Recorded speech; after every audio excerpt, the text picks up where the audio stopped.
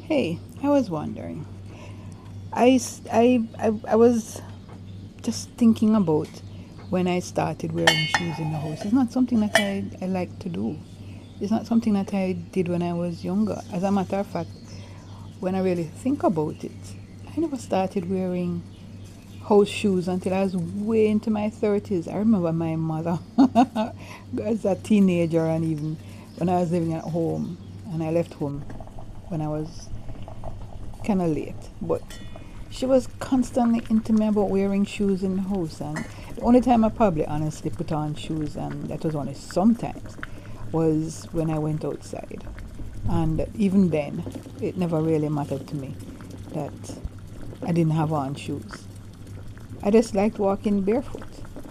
And then I find myself now like I can't move without shoes on my foot.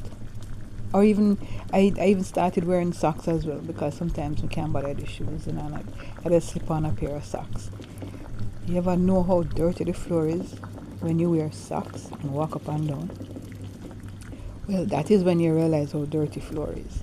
Anyway, I thinking about it, I realized that I started wearing shoes when I moved out, and the floor into this particular apartment I went into just felt yuck. It was always sticky and gunky, and no matter what we did, it just always felt that way, and so I just ended up wearing shoes. And now I'm wearing shoes all the time. And I know it sounds kind of irrelevant, or what's your problem? So what? This is a big deal about wearing shoes. I don't know. I hear people talk about connection to the earth and through your feet and all them something. I don't know if there's any truth in all of that, but I just know that I used to like walking barefoot. Now I can't go nowhere, can't do nothing.